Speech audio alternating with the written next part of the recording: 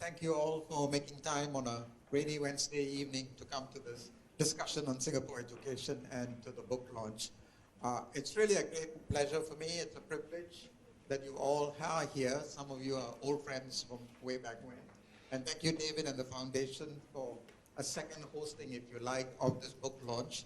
The earlier launch was with the minister at the late last year. But it was such a small location that I felt that perhaps an opportunity for a second launch might bring together a number of interested people in Singapore education, hence the launch. But the launch is not the only event.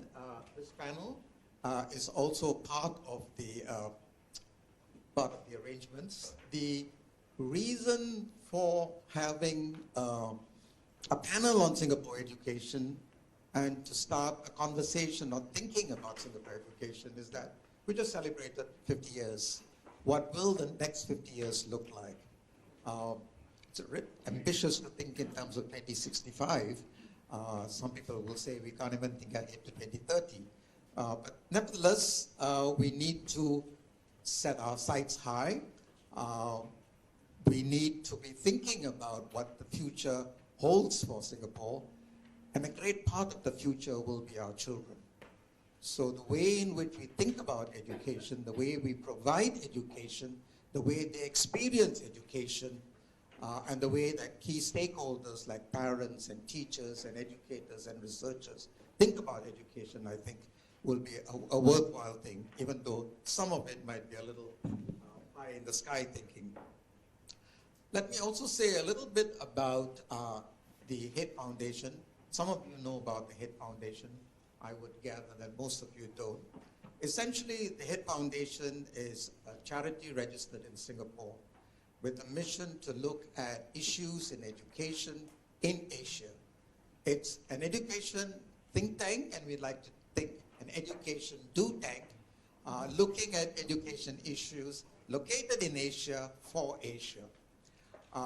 We are focusing on research, on capacity building, on consultancy, on change facilitation, amongst other things. A fairly big agenda. We've been busy one year developing an agenda, developing the research, linking up with institutions to bring some depth and expertise and an international perspective to questions about Asian education and where Asian education ought to go to. So that's a little bit about the background. A little bit about the book, if you will. I've generally found it relatively easy to write, whether it's an academic article or prepare PowerPoint slides for a presentation. But this book was like pulling teeth. Why was it like pulling teeth? Well, I had to compress 50 years of Singapore education in 25,000 words.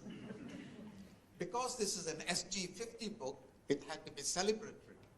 But because it'll be read by people like you, it had to be judged by my peers as to be worthy of that effort.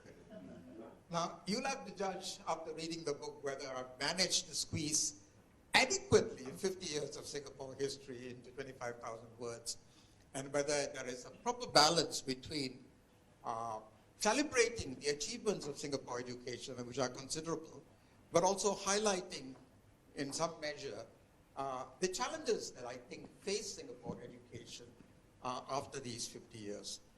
It is not quite Stephen Hawking's A Brief History of Time, but it's a brief history of Singapore education. I'm very grateful to the panelists who have agreed to come, especially Bhakti at very short notice. Some of you will know that we invited Jason, but Jason was unable to make it, and Bhakti very kindly stepped in. I've known Bhakti for a long time. We worked together in the NIE. Bhakti is a person who looks at the big picture. He's had a huge and influential role in preparing Singapore principle for schools, for changing schools. And so I think he would be the person that I would pick to give a big picture assessment of where education in Singapore is going.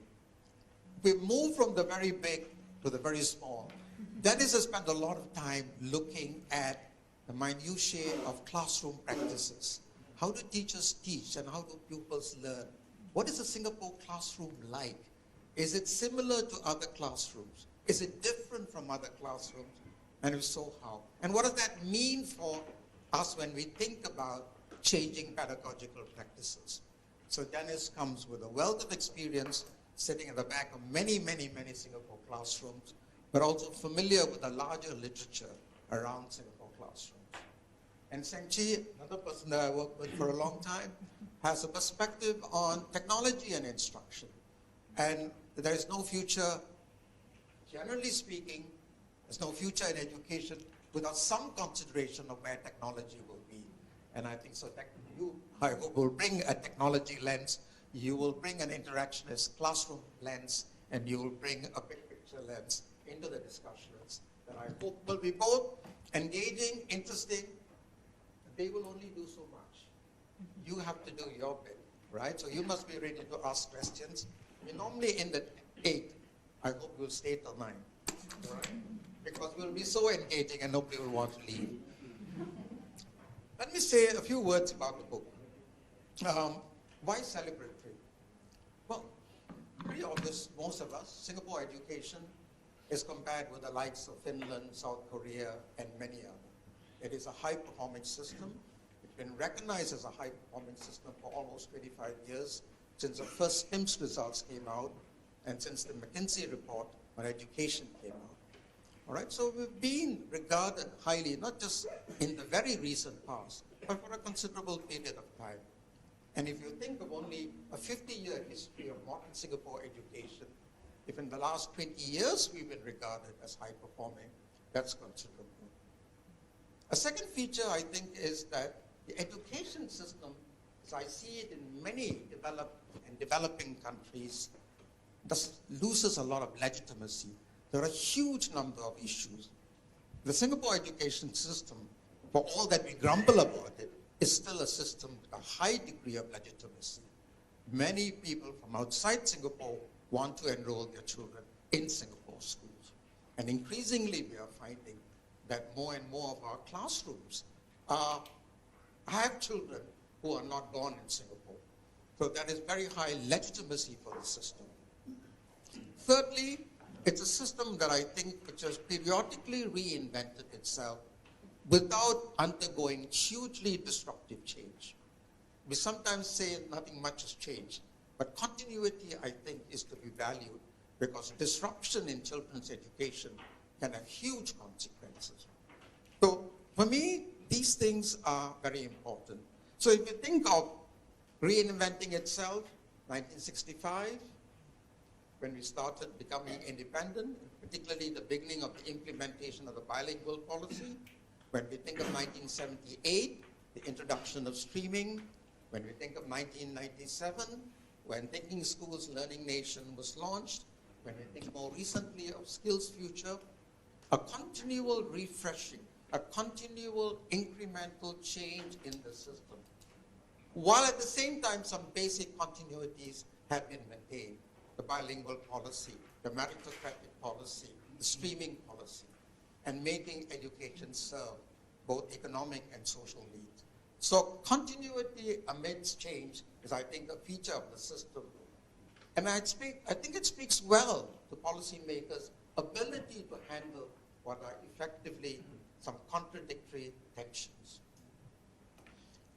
What, if any, then, are the challenges? Well, I think 50 years on, everybody acknowledges it. The society has changed. In a sense, we have a developed economy and no longer a developing economy. We are getting newer diversities into our classrooms.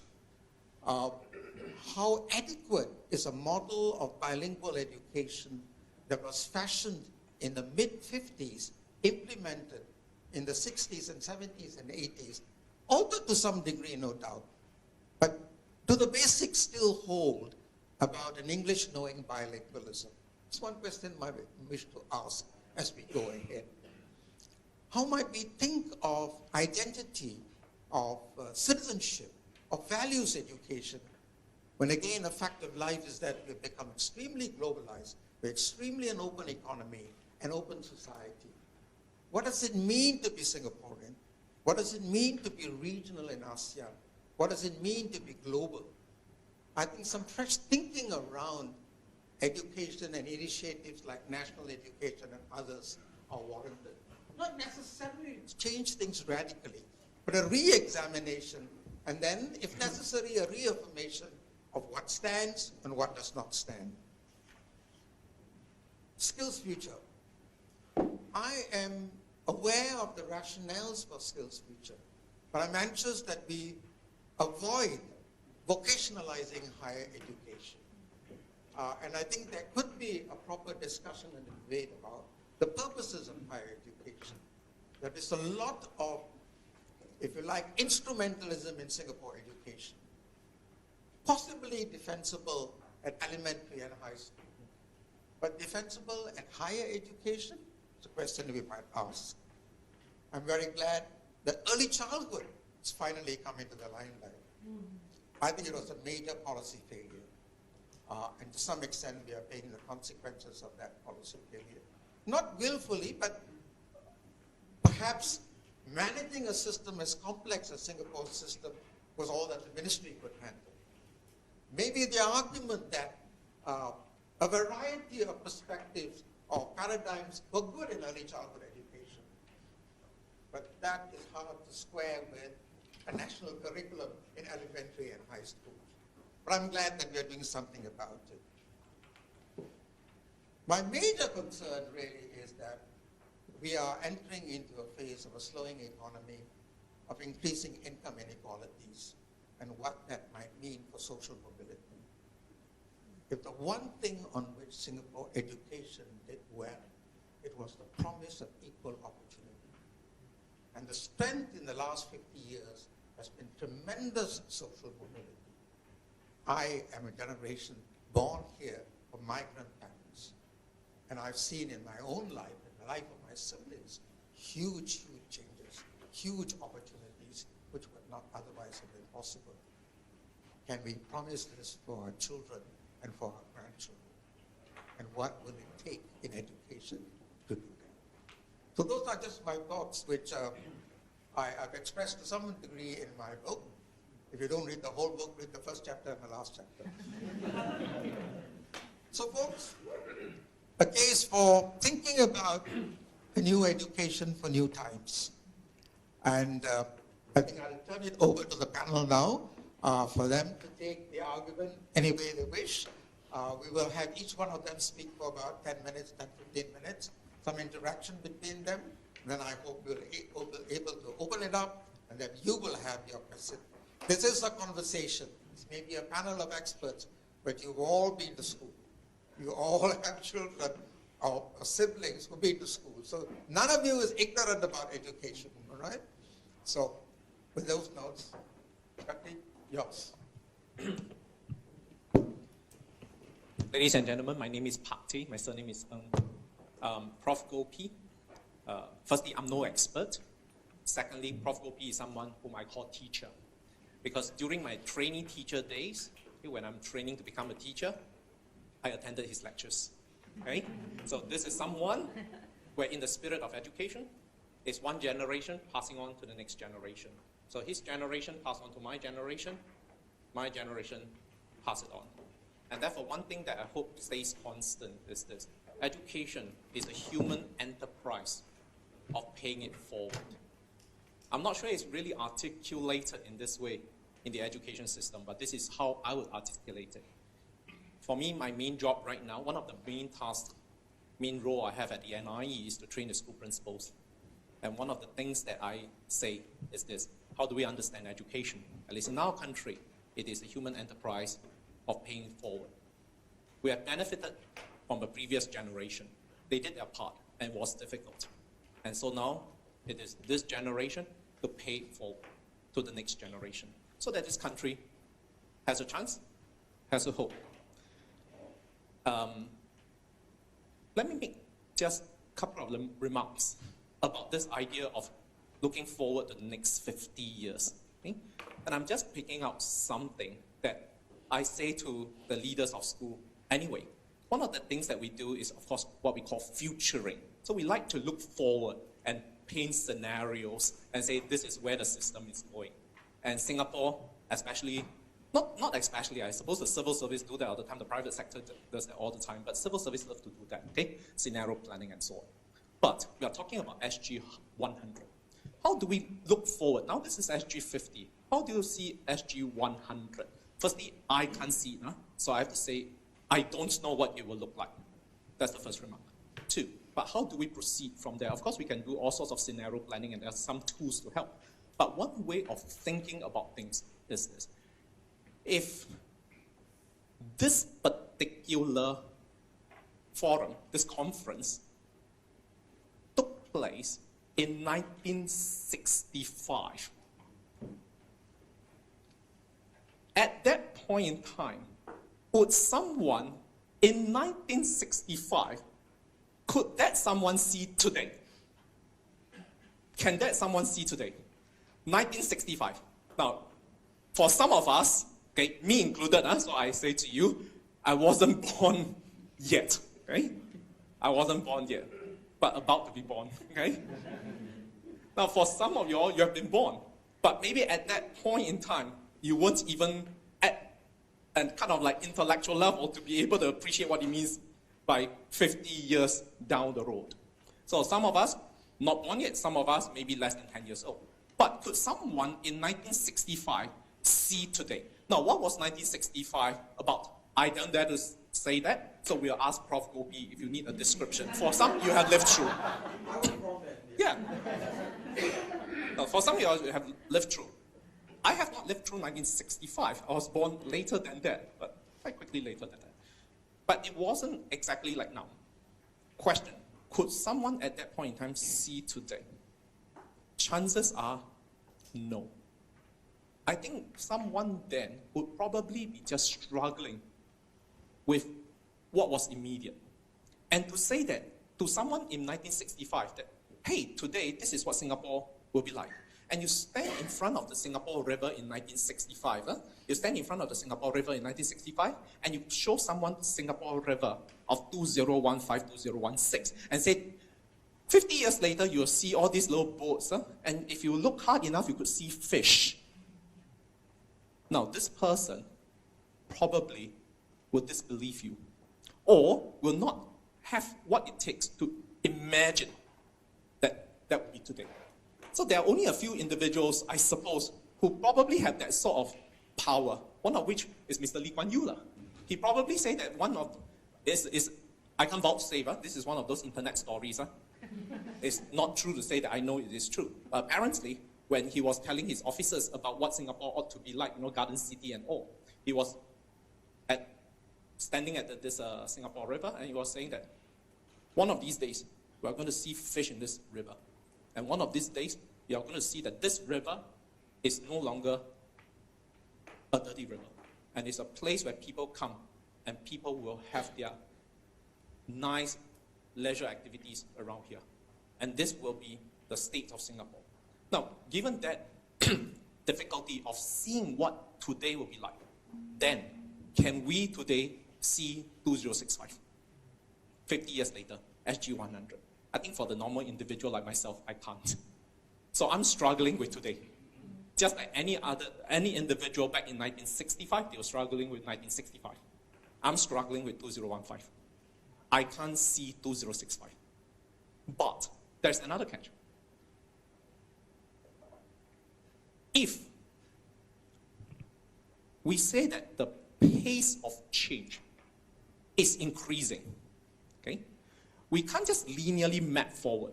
So one way of thinking about 50 years later is to say, hey, if you were someone back in 1965, could you see 2015?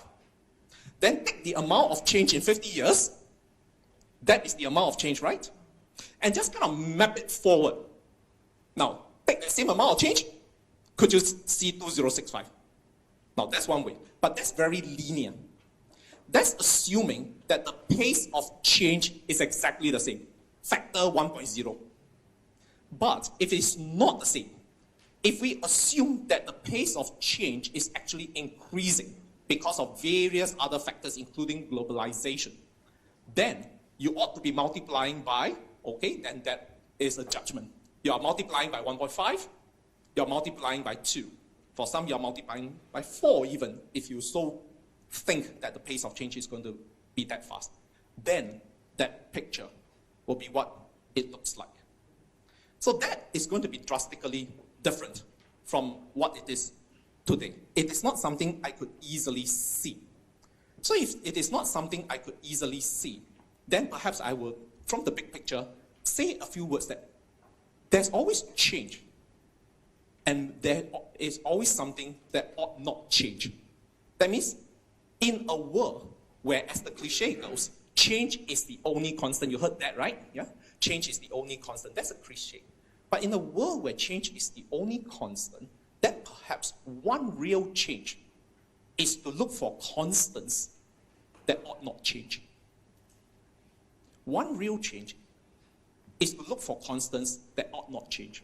Instead of just merely jumping from bandwagon to bandwagon and going along change, these constants that should not change then become beacons. They are beacons that guide us as we navigate the turbulent waters of change.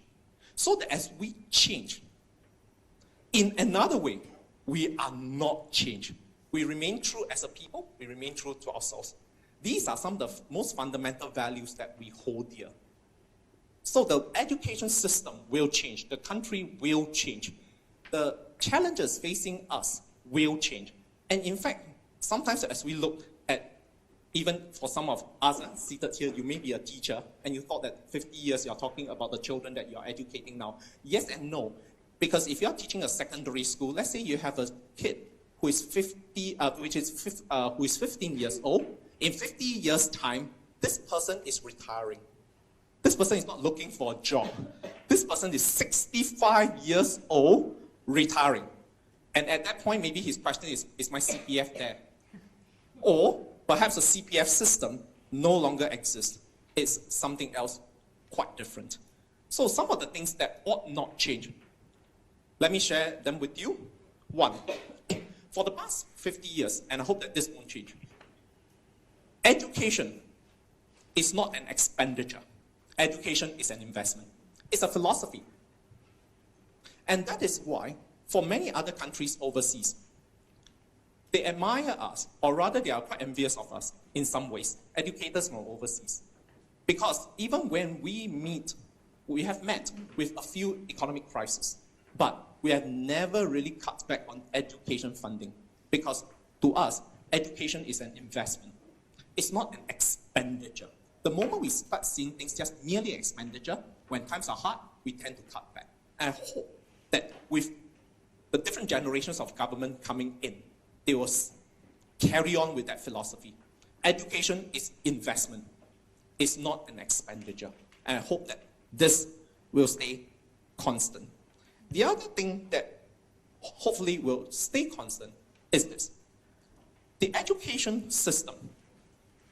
We can change system, we can change structure, and we have changed many things, right? But the essence of education is still about the teacher. That is to say, with IT, etc., these are all advancements and they are all good news. But it does not take away the importance of the teacher. The teacher who is spirited, the teacher who is passionate, the teacher who is caring is still as important as ever before. In fact, more important than ever before. Then the question, why? One, in the internet age, one way of saying is that Google can teach you everything, which is probably true to a certain extent. But on the other hand, on the internet, there is information and there is misinformation. You need a good teacher, a caring adult, to guide young people so that there is cyber wellness, cyber ethics. It takes a lot to be able to discern what is information, what is misinformation. And in a generation in which there's information overload, you need to be able to do a few things. See about what is important information, discard what is not so important information, synthesize, make sense. All these are very important thinking skills that we need the human teacher to be there. Therefore, the human teacher will never, in my opinion, be replaced. The role will change somewhat. The lesson time will be used, hopefully, from higher order type of thinking, higher order sort of teaching, more in-depth sort of discussion rather than information transfer. But the human teacher is more important than ever before. In fact, I see that 50 years down the road, this is just my own prediction, but I'm not sure I'm correct. Right? Now we are saying, if you can take your lesson and do some IT with it, and have e-learning components and so on, today it's like, wow. You say, wow, very good, wow. They're very advanced and so on. One of these days, a lot of this will be on the e-platform. I'm quite sure, because we moved that way. So quite a lot of information, basic sort of stuff will be on the e-platform. And there will therefore one day, when a kid could say, hey, to another kid, hey, I got a teacher one, My qualification is different, you can see, because why? You see, human teacher. Yours is e-learning. See, e-learning, so sorry. When the employer employs, there's a premium. Why? Because you sat in a classroom before with a human teacher. There's going to be a premium in 50 years' time. So these are my thoughts as I share with you, and I hope that it is something that you could mull over. Thank you very much.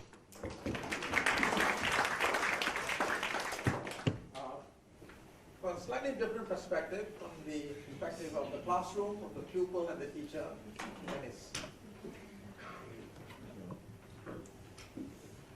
The e-platform is already here.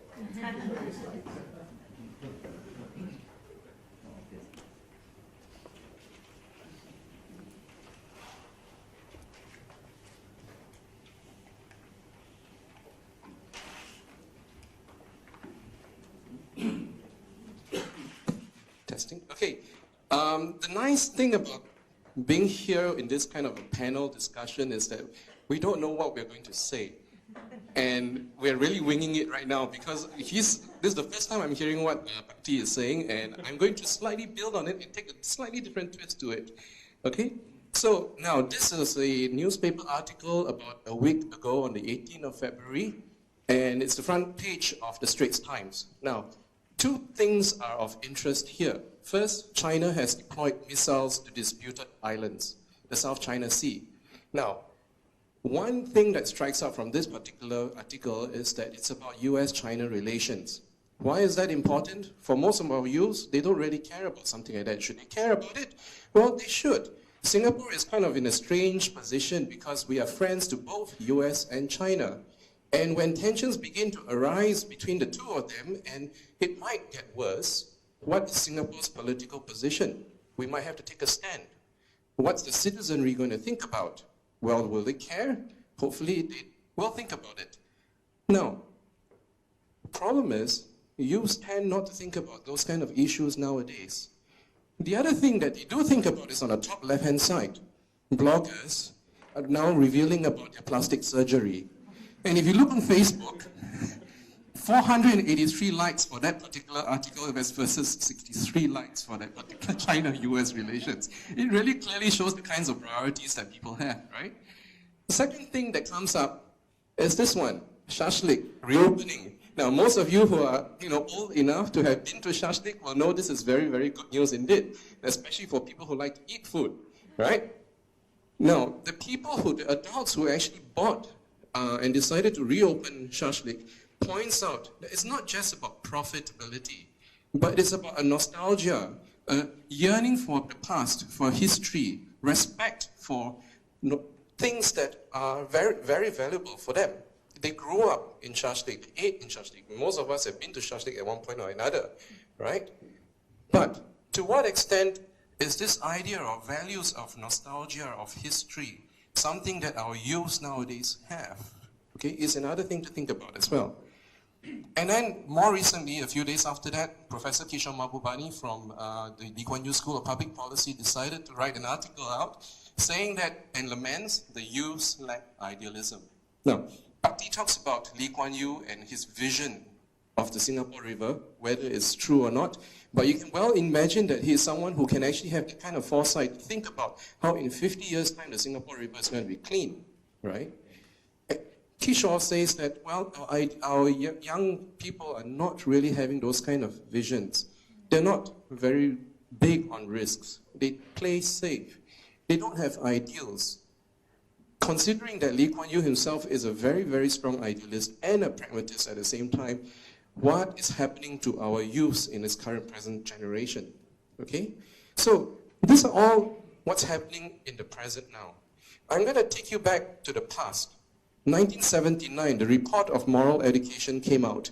At this point in time, Singapore wanted to try to inculcate moral values, ethics education, values education among the citizenry, among the schools. And an academic, a year later in 1980, was very critical of this particular report. And he was quite strong in his words. He says, you know, the committee's grasp of complexities of teaching morals is shown to be poor. Okay? In ignoring the usefulness of content teaching in civics, it seems unmindful of the fact that acting out of moral decisions, experiencing those kinds of moral thinking that you have to think about in responsible citizenship are not likely to occur, especially when there's ignorance of social service political institutions. Now, who wrote this? Someone back then called Gopinathan in 1980 wrote this particular piece. Now, if you read his book, he's mellowed down quite a bit since then, okay? Except for maybe the last chapter, a bit. But if you think about this, this is almost like 25 years ago. He was able to kind of think about what are the key issues that are existing right now in the present. The issues about moral education, about civics, about values continue to pervade our entire system. This is a recurring problem in education, okay? He was able to, back in 1980, predict that this is going to happen. So if you want to, you can ask him for 4D next time, okay? At the same time, now we're going a little bit more into what we've been doing research on. We have been conducting large-scale studies into what happens in Singapore classrooms back in 2004 and then again in 2010. Now, one of the reasons why this classroom research is happening is because of Thinking School Learning Nation and Teach Less, Learn More. Two key initiatives that are trying to change our system in very revolutionary ways towards more student-centered learning, a move away from exam preparation, etc. Now, we know that those two are very big initiatives, 1997 and 2003, okay? So, what did we find out? Singapore has a hybrid kind of pedagogy. We've seen all the classrooms, we conducted the surveys in the classroom. Largely, on the one hand, because we're looking at primary 5 and secondary 3, very close years to the high stakes. We wanted to look at those years largely because if we're going to see change in the system, it should be also happening across all levels, not just in the lower primary and lower secondary. We see a lot of performative pedagogy, focusing on performance for high stakes testing. And that is very effectively taught. The best way to teach that really is direct instruction, traditional methods, okay? There's not a lot of discussions happening. We didn't see that in the classrooms in 2004 and 2010, okay? But what we began to see is that there's also, at the same time, this shift towards what we call knowledge-building pedagogy, a focus more on conceptual understanding, on understanding what the disciplines are about. What does it mean to be a mathematician? What does it mean to be a scientist? What does it mean to be a historian? And we begin to see this kind of movement as a result of the various initiatives. So education is never static. It's always changing, okay? But largely still very performative in nature. Now, why is that the case? When we did a survey with teachers, they said this: high-stakes testing drives a lot of what they teach. It constrains the way they teach. It reduces the opportunities because you have to teach the students, right, to do well in exams. We know, parents know, teachers know, education is important. Why is it important? Because you want to score well in the exams so that you can do well later on in life. Why is it that exams are such a big structure in our entire system? Well, Professor David Cohen points out that our Singapore system, for example, is one of a very strong instructional infrastructure. what that means, and this is one of the key strengths of our system, our curriculum has very good, strong, high objectives.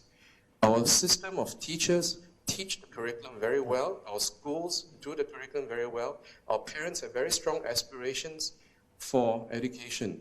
The way our exams are structured are also done in that way. The entire education system is very coherent and very aligned. Now, in other countries, that might not be the case, but in the Singapore's context, this is happening because we are a small nation and we are able to align a lot of the parts together. What does that mean? Very quickly, we have a lot of things you want to change. You have to think about something like this. It's never simple. A lot of factors have to be taken into consideration. When you look at this kind of table, you get a headache that policymakers have. You can't just remove, like some political parties, the PSLE, okay? Because if you think about it as an infrastructure, it's like removing the MRT. And you know what happens when the MRT breaks down? It cannot happen. What you can do is to try and change the system slowly by tweaking it a little bit here and there, okay? Now, how do you do that? This is the part where I think I'm going to deviate a little bit from part D. There's a way to think about the future, okay? And someone called Professor Sohail Inayatullah from Tampang University and University of Sunshine Coast is a futurist, an educational futurist, and he's been thinking a lot about how do we conceptualize futures. And he points out two things, quite important. One, he considers to be used futures. Now, what this means is that futures about education that have been appropriated and recycled in our context. We borrow policies, we borrow practices, we use it and we adapt it on our side. But by doing that, we don't really think about the other thing, alternative futures. How can we try to develop different alternatives in terms of the kinds of education that we want? Okay, generating a list of possible futures in plural. Okay, now let me give you a concrete example. We know in Singapore, one of the biggest educational anxieties are exam stress, right? We look at how this is how Sohail actually tries to think about education problems and how to devise futures. At the first level, at a very simple short-term level, we have exam stress. So what do? With the solutions, increase counseling, right? Decrease the content, increase parental involvement, support, etc. You dig a little bit deeper into it. What is it that causes exams to be so important and so stressful? And one of the things, if you think about it, of course, exams are important. It's high stakes, right? So at level 2, exams are really competition for limited resources, for very valued resources. Particular schools, parents want their children to go there. Not all schools are the same. Every parent wants their child to become doctors, right? But if you think about it, in a society where you have the entire society of doctors, what's going to happen? Your plumbers are going to be the one that's going to be very valuable, right? If you go further down into it, now we're looking at not just about Singapore's context, in the world, okay? One of the key paradigm of modern education is that of standardization and competition, okay? Every child must be assessed relative to his or her peer, okay? Solution for that? Well, you don't want to be in the rat race, you leave the country. You go to another education system, okay? Or, in an extreme case in Korea, for example, you remove parental choice. Parents in Korea largely don't have a choice in the kinds of schools that they send their kids to. Overnight, every school can become a good school, okay? But if you dig even deeper into the kind of thinking about what is it that causes exam stress, it's this fundamental assumption. Every child can be educated the same way, all right? Now, this is just my theorization of one. There are other ways to think about it, but this is just my interpretation. Every child can be assessed in the same way. Now, if that's the case, okay, children have to be assessed equally, same time exams, same content exams. Solution? Remove the need to measure the children equally, okay? Now, how do you do that? A lot of us wear this, okay? Tracking, fitness trackers. I've seen some people wearing it over here as well. Why is this gaining popularity in our now modern society? Because it allows people immediate real-time feedback on your own fitness. You can tell I need to do another 2,000 steps. You see me walking around here afterwards in order to hit my quota for the day. But it forces people to begin to think about your own individual health in this case, in your own individual fitness. This thing doesn't track my eating habits, so I can eat 10 hamburgers after that, right? But eventually the technology will reach a point where you might be able to actually do that as well. Why is this important? It allows individuals not to compare with other people. You're looking at your own health now. You're looking at your own individual considerations of your health and your own fitness. Can such as the device we created, say, in 10 years' time, in 15 years' time, in 50 years' time, instead of a fitness tracker, a learning tracker, okay? That shifts the paradigm completely, because now all of a sudden, individuals are no longer comparing with other individuals on a national scale. They are in charge of their own individual learning. Now, is that possible? If you look at what's been happening around the world right now, we're getting closer to actually inventing portable brain scanners. That's one. Secondly, we have devices called Muse, which you see those people wearing, which actually tracks brain waves. And is used for meditation right now, but it exists. It's a portable, economical device. Thirdly, increasingly neuroscience is now beginning to understand the relationship between brain and learning. This is all happening now. In 50 years' time, this might well become a reality again. Okay? So, we need to think about this. We are very good at knowing what we don't want. We have a lot of anxieties about education. We know the problems with education, but we're very bad at knowing what we want. And the kind of futures thinking that I've just highlighted is one way of actually thinking about it. There are three other ways. I've talked about this. Future to learn at your own pace. Secondly, a future where people care and are cared for. Professor Nell Nordings from Stanford University talks about an ethics of care.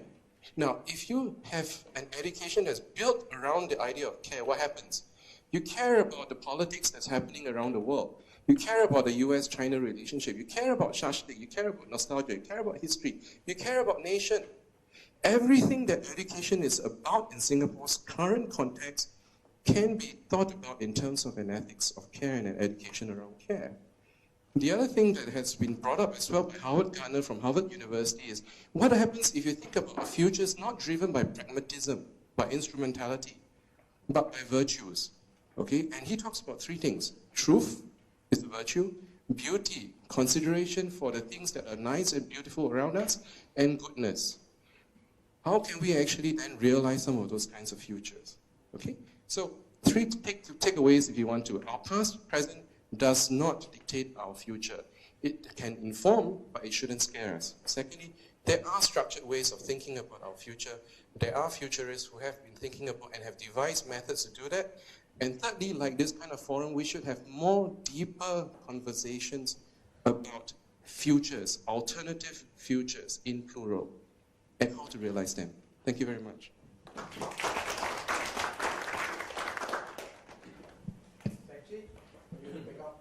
Thank you. Both of them, yes. Yeah, it's a very interesting forum here. The theme for this event is Envisioning Education 2065. And Chairman Party said he cannot imagine what will happen in 2065. And he mentioned about imagining you're in 1965, think about today. I was born in 1965. So I was born then, but can't imagine what will happen by 50 years later. But what's interesting is that both Party and Dennis are thinking about predicting future. There's another way to think about that. That is as if we're trying to imagine what future will be and trying to prepare for that. Another way to think about that is actually not to think about future, but how to prepare our children to be agents of change and let them co-create what the future will be. And that's my agenda. Okay? So I'll talk a little bit more about IT in education, user technology in education. Then I will relate back to this point again. Now, when we talk about IT in education, many people will think about using IT to deliver instruction. So common things like using video clips or using computer-based instruction.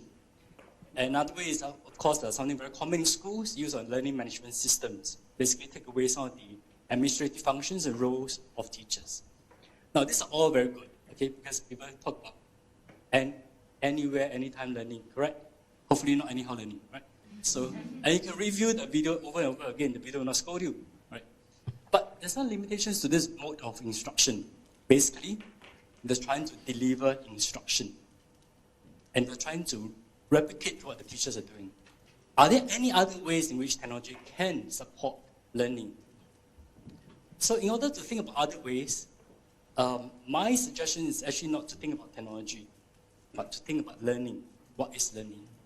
So a learning perspective of how technology can support learning. So researchers in the field of learning sciences talk about 3 metaphors of learning. Learning as acquiring knowledge, learning as participation, and learning through knowledge creation. Okay.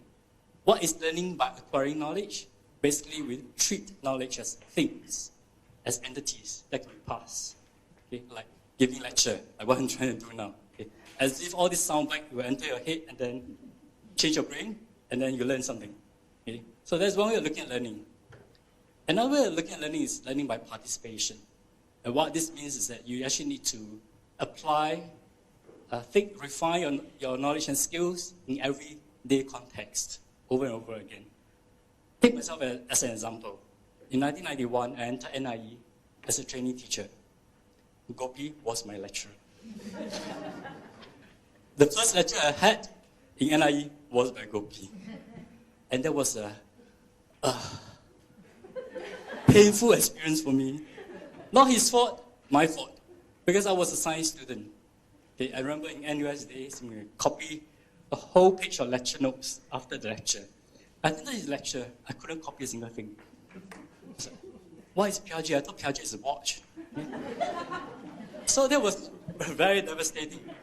And then I realized, hey, because I don't know anything about education. Okay, 1991. And then after 1 year of training, okay, at least I can stay in front of a class giving instruction. But I was a novice teacher. So from 1991 until today, okay, there are many things that I went through. Day by day when I prepare lessons, when I talk to students, when I interact with students, okay, there's a lot of things that have changed in me through day-to-day practices. So how does a novice teacher become a more expert teacher is through all this participation, like this forum here. Listening to Patti, listening to Gopi, listening to Dennis. I learned a lot from what they have spoken. So learning through participation is something, a necessary process that we must go through in order to move from a novice to expert. Now there's yet another metaphor of thinking about learning. There's learning through knowledge creation. And what is that? Basically, learning through knowledge creation is similar to learning through participation, but with the intention of capturing your knowledge. And how do we do that? Basically, we ask the students to create a knowledge artifacts. Okay, a knowledge artifact can be a note, okay, can be a concept map, can be a model that they built, and ask them to discuss about their knowledge artifacts. And why is it important here? Because it makes your knowledge visible. It makes your learning visible. And by making the learning visible, you can now discuss about your understanding and improve upon that. And that is what I'm building on, what Dennis has mentioned, the knowledge building pedagogy. And this is what I advocate. Basically, training developing our students to be knowledge builders so that they can be agent of change. And what's more important is that for using this kind of pedagogy, what we're trying to ask the students to think about all the time is how do I improve my knowledge representation? By improving the knowledge representation, we're actually improving their thinking and to think about how to think about certain things better. And this is a forward-looking kind of mentality. So basically, you're not preparing for an exam and think about this is the best answer because it will score high points. But this is the best answer because this answer is better than this answer in this way. And how can I make it even better? Okay, I can give you many examples of this pedagogy happening in schools. One particular example I I can think of is in a school, so-called neighborhood school, even though we're not supposed to use that term anymore. Okay. It's a secondary 1 class. Okay. And imagine this class of students learning science, and the teachers ask them to write down the question for every lesson. And what's very interesting in this class is that the students are fascinated about dry ice for some reason. Okay? Until one day, a student watched a YouTube video and saw that it can actually make dry ice from fire extinguisher. So this teacher posted a note in the online forum, and the teacher picked it up and said, okay, let's try it in class. So this teacher was very, very bold. Let's try it in class, and she actually did that. And she produced dry ice in class. And the students were very fascinated because they said, dry ice sublimes at minus 78 degrees Celsius. Room temperature is 30 degrees Celsius. So how do we make dry ice at room temperature at 30 degrees Celsius? So this neighborhood school kids actually went to check how did that happen. And Sec 1 kids, and talk about gas law, Boyle's law, all these laws came in at Sec 1 level. Okay, and they started to be very fascinated about this phenomenon. And then another student noted, when the teacher did the experiment, the teacher dropped the dry ice into a basket of water to create the nice smoky effect. And the student said, hey, the dry ice floated on the water. So dry ice must be less dense than water. Okay. So another students checked on the internet and said, no. The density of dry ice is denser than water. So how is it that the dry ice floated on the water? So that sparked off another round of discussion by the students and the teachers. So the teacher said, okay, this is what you observed, but this is scientifically wrong. Okay, it's not compatible. So what do we do? What is your hypothesis? So the students began to think about, okay, one student said it's impurities. Okay, another student said, I think it's because there are many air trapped in your dry ice. So what the teacher did was, okay, now you have all these hypotheses.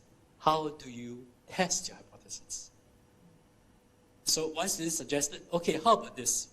You do it again, and then you squeeze the dry ice, okay? And see whether you can squeeze out all the air. So the teacher did that, but the dry ice still floated. So what do? So the next student said, hey, how about this? We're going to buy a commercial grade dry ice and try again. And lo and behold, dry ice sank into the water. Okay, so now the hypothesis is true because there are gas trapped in the dry ice as we're making it, and therefore it floated. But what this illustrated, the example of knowledge building, is that the students are beginning to think about what is a better understanding of this phenomenon, dry ice. And what is more important is the agency, that the students actually took over the ownership of learning. Okay? They're not dependent on what the science text would tell them how to do the experiment, but how can they design the experiment to prove or to try to test out their hypothesis. So that is one example of how we can use technology. Okay? By the way, they use an online forum all these while to discuss about their ideas. Now, as a technology person, so I can't speak very well, okay? So I'd like the technology to speak to you. Okay? So I'll just play a short video clip to explain to you what is this knowledge building pedagogy about. I hope it works. In this knowledge age, the health and wealth of a country is strongly related to the innovative capacity of the people. Engaging our students in knowledge building is one way to develop citizens who are future ready. Knowledge building pedagogy, in a nutshell, refers to an approach of learning through collaborative idea improvement among a group of learners. Learners have many ideas about how things work or why certain things happen. They communicate these ideas to their friends as explanations, conjectures, and tentative theories. Learners then respond to one another's ideas with alternative explanations, information, evidence, and questions. An idea can be a concept, an explanation, or even a question about a topic, which are related to other ideas. Knowledge building works well for the why questions.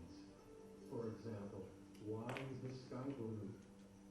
Learners' ideas surrounding this question communicate their conceptions of color, reflection, refraction, or wavelength. Their ideas can also represent various explanations of why the sky is blue on some days. Knowledge building is collaborative in nature because it leverages different perspectives and expertise of a group of learners to create explanation to their questions. When learners contribute and share different ideas from different sources, these ideas become rich resources for learners to use when developing better ideas. Many phone designers probably work on the knowledge building principles too.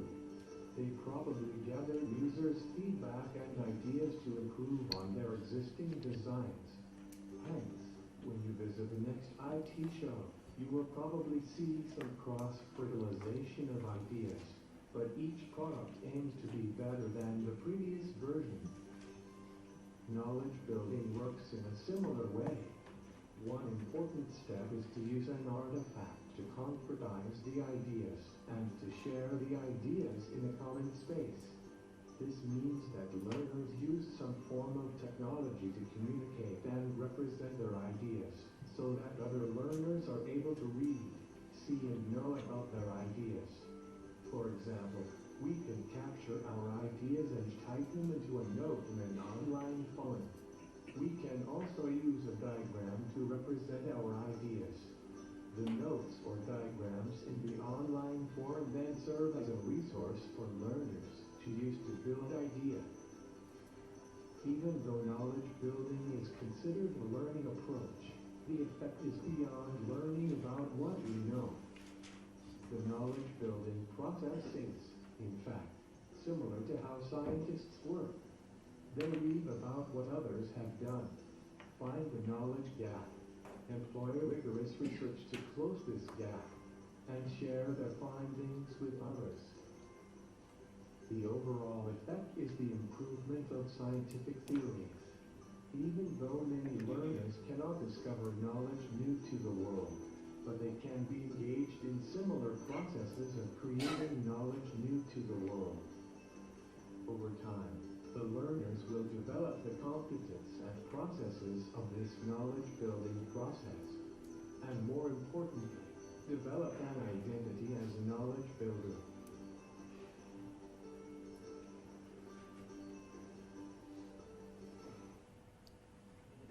So like what Pati said, I believe that teachers are very important. So when I think about technology in education, we're not just thinking about using technology to replace teacher or to deliver instruction. In fact, we can use technology to help the students as a tool for them to create things, to think about how to make their representation better. And this is a way I think will make our students be agent of change in the future. Thank you. Thank you, Chee. Kit, do you have a comment to make or an observation? Okay. I think one, you have heard from Dennis and Seng. Firstly, I think that the future, while we can't really see the future as in you can't really say exactly what it looks like. But two things. One, knowledge building rather than knowledge transfer is what we are moving towards. It doesn't mean that knowledge transfer is not important. Okay? But we are overwhelmingly trying to transfer knowledge and not building students enough for knowledge building. So let's hope that our education system moves this way. Two, now I'm using some form of complexity theory just as a basis, okay? Now it just says that while we cannot see the future so clinically, a vision and asking good questions, challenging some of the basic logics now, actually will affect what the future looks like. It doesn't mean that our current action, we are just powerless to create a future. If we are good enough, so to speak, the idea is this: who plans for a forest? It's hard to plan for a forest. Who plans for a garden? It's hard to plan exactly. But if you have the right conditions, if you put in the right conditions, the right level of sunlight, the right type of soil, the right sort of seed, etc., now you ought to get good crops. You ought to get a good garden, and with careful pruning and so on. But you cannot try to overmanage this, and sometimes that's our problem. We sometimes overmanage. And we want to see results fast. And therefore the plant is not ready, we start pulling in order to get them ready. And we start pulling on them. And that destroys the whole thing. The final, so what I'm saying is that asking good questions, having that sort of vision and the tenacity to see it through. And that tenacity are some of these constants. So on the one hand, we want to challenge in order to change. At the same time, these are some of the constants they hold very dear, so that as you change, you're actually moving forward in a very positive manner. The last remark is really about the current situation. Let's challenge one thing that we ought to, the idea of examinations. This is one topic that we all talk about all the time, the examinations. Now the idea is this. So just now Dennis made a point about the examination question. Is exam for learning? Okay, let's look at the PSLE. I'm just looking at current situation. The PSLE, the GCE O level. Now, is exam for learning or is exam, the fundamental logic, a sorting mechanism? Now, if it is for learning, then wouldn't we try to get students to go through the examination and then after that go through the examination with them so that they will learn from their mistakes or whatever it is? But actually, no. Even for us as teachers, we are not interested. So long as you've gone through the exam, that's over. Right? And whether you have made a mistake, we are more interested in mistakes made for school base. And then we try to get them ready. That's called learning. For what purpose? For examination. Then we go for the GCE, O level, A level, or the PSLE. And once that is done, it's called over. And all we are interested in some ways is called what are the grades, because it's about a sorting mechanism to go into pathways. So what we are challenging right now as an education system moving forward, in 50 years' time, I don't know clinically what it will look like, but it's the right seed, in my opinion. Why is it that we are opening up the pathways? Because if we do not have enough pathways, then we'll always be fighting over exactly the same thing. Why the exam system cannot change? It's because this determines exactly where they go and what are the schools. And so every school, a good school, essentially, is trying to say, not so much to the schools, it's to the whole citizenry, including myself, don't fight. Every school, a good school, don't fight. No need to always go to that school, imply good and have future. Look at the other school, also very good. Don't fight, okay?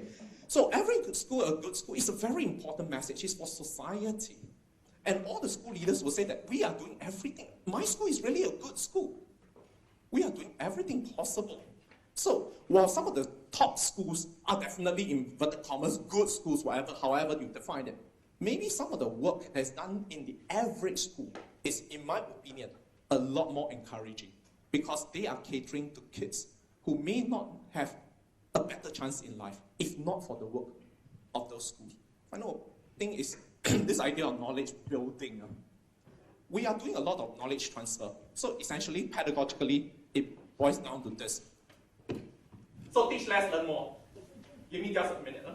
So what we are doing is this. This is called knowledge, all right? And then we break it up into small little pieces, okay? So the analogy is that of someone who cooks, a mother or chef, and then trying to feed a child.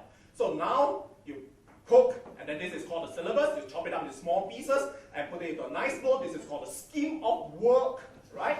And the smallest piece is for the lesson. So the assumption is this. You are the person who cooks, and then you feed your child. You feed, you feed, you feed, you feed. This is called what? Teaching, teaching, teaching, teaching, yeah?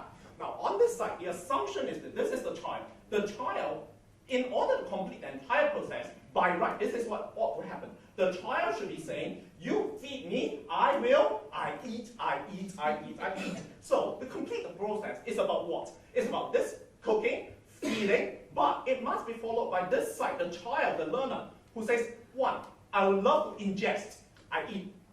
Then I'm able to digest. Then I assimilate the food. And then before I grow in knowledge and in stature. That ought to be the way.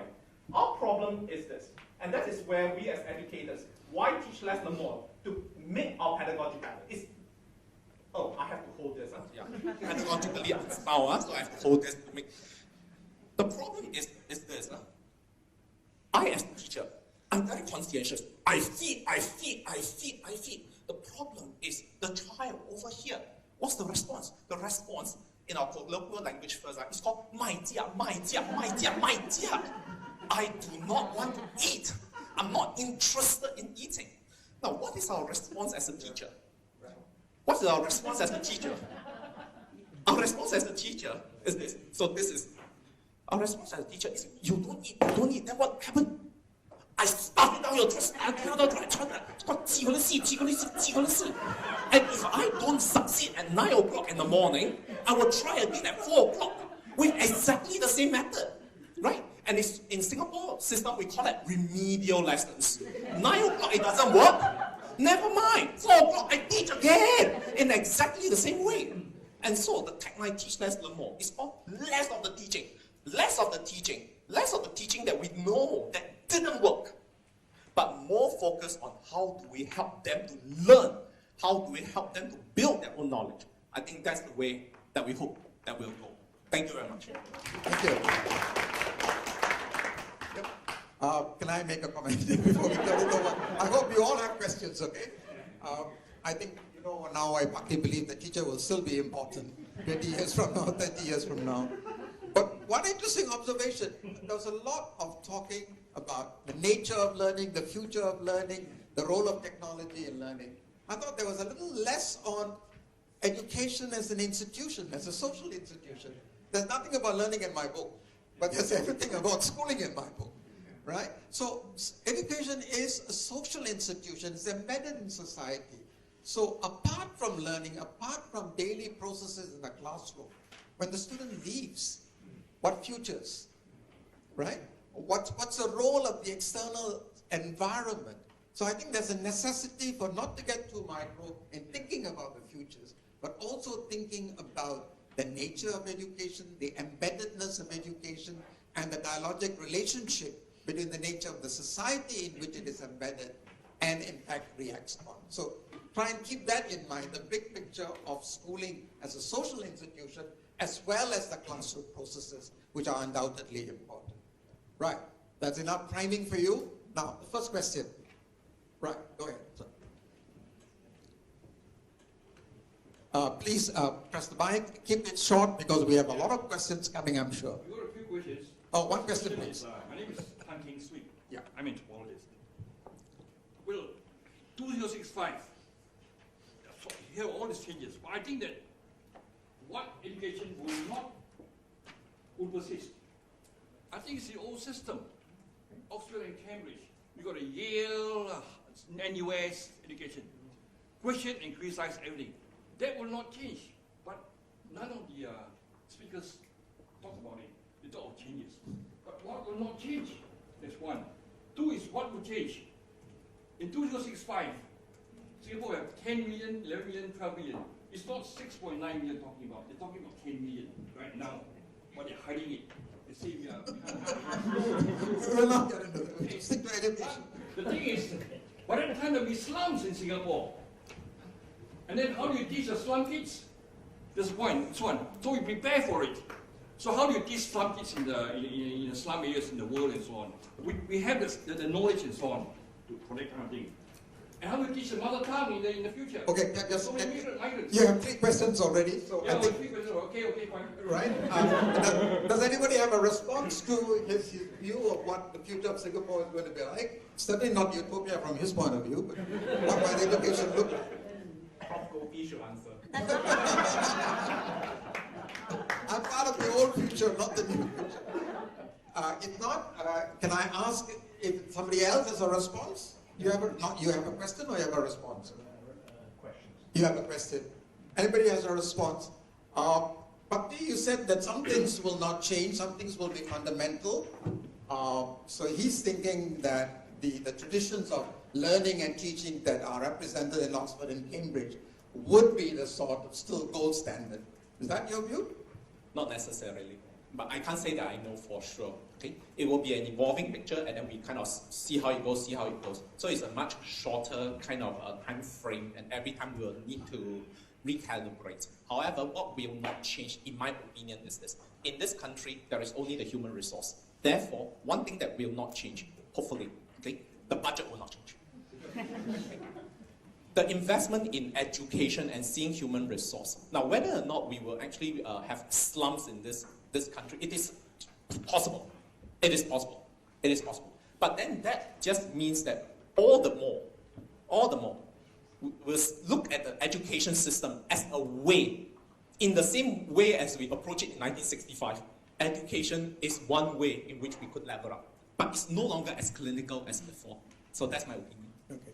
Can I respond to it? Sorry. So, we'll come back to you, but we'll have to get the others a chance. Aaron? Hi, thanks very much for that presentation. I'm always struck by the fact that policy has to be implemented. And I think the three of you have shared a wonderful vision of the aims and ideals of policy, but I wonder whether we'll get better at implementing it as well. Because we've had all the best intentions in the world before with social studies, which I have deep opinions about, and I'm not sure it has worked. And project work, has had the best of intentions, but I'm not sure it has also actualized those things. So will we get better at implementing some of the ideals you've outlined, or are we going to have a big gap between the aims and the actualization of policy? Somebody used the word co-creation of knowledge, right? That seems to be a potential response as to who might be the implementers and how widespread our notion of implementers ought to be.